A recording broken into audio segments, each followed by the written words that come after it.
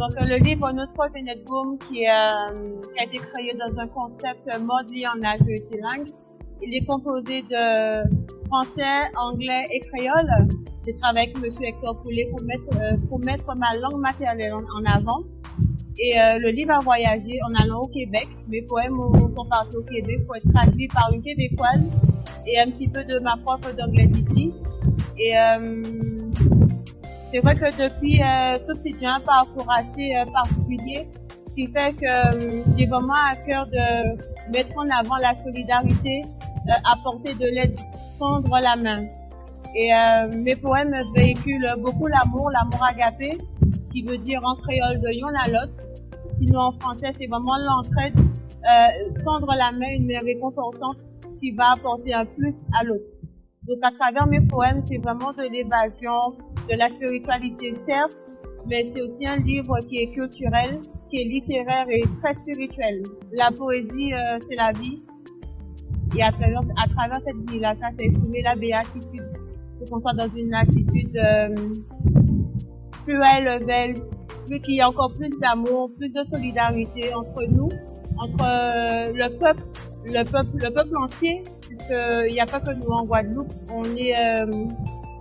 on est entouré d'îles et de tous les pays d'à côté.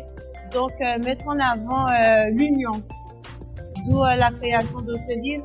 Et avec mes expériences personnelles, ça me tient vraiment à cœur d'aller au cœur du sujet et de transmettre l'amour agapé, qui est un amour universel.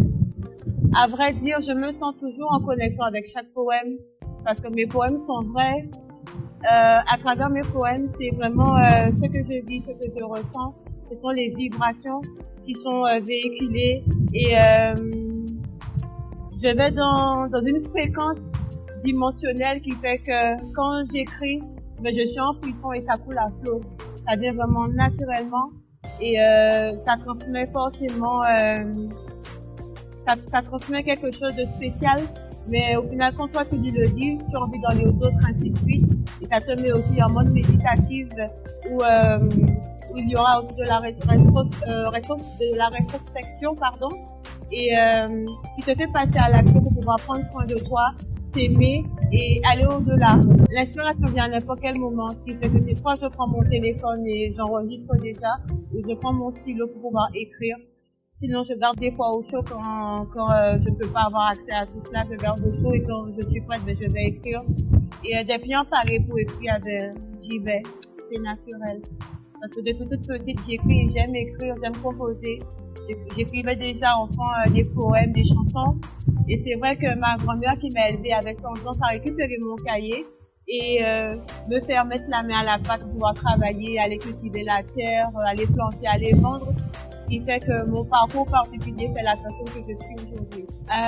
D'entrer en lisant déjà les poèmes, ça dégage tellement de sérénité que la personne se sent apaisée et ça lui donnera encore envie d'en lire.